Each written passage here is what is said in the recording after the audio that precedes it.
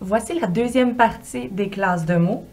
Aujourd'hui, on va parler des classes de mots invariables. Commençons avec l'adverbe. L'adverbe modifie le sens d'un autre mot. Par exemple, un verbe. Comme dans la phrase « Elle marche vite ». Vite modifie le verbe « marcher ». Il peut également modifier un adjectif. Il est très beau. Ici, très vient modifier l'adjectif beau.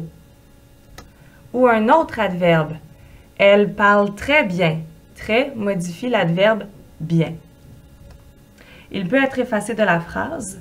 Je vous donne un exemple. Elle joue vraiment bien. Je peux effacer l'adverbe vraiment. Elle joue bien et ça fonctionne encore. On a ensuite la préposition. La préposition, elle, ne s'efface pas de la phrase comparativement à l'adverbe. Elle est toujours accompagnée d'une expansion, ce qui veut dire qu'elle ne peut jamais être seule. On doit toujours dire un joueur de tennis. Elle ne peut jamais être seule, sinon ça donnerait un joueur de. Il manque quelque chose. On a ensuite la conjonction. Elle ne s'efface pas non plus et elle sert à relier deux éléments entre eux. Elle sert à relier deux mots, deux groupes de mots ou deux phrases. La conjonction se divise en deux catégories. La première, la conjonction de coordination, et la deuxième, la conjonction de subordination.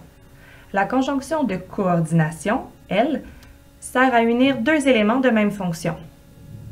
La conjonction de subordination, elle, introduit une phrase subordonnée. Il existe une autre classe de mots qui en fait se classe dans les classes invariables. Il s'agit de l'interjection. Comme je viens de vous le mentionner, elle est invariable. Elle peut être effacée. Elle exprime aussi un sentiment. Et finalement, elle se trouve généralement dans une phrase de type exclamatif. Ici, l'interjection, c'est « ouf ». Dans « ouf », j'ai finalement terminé mon devoir. Je pourrais l'effacer et ça donnerait « j'ai finalement terminé mon devoir », ce qui fonctionne.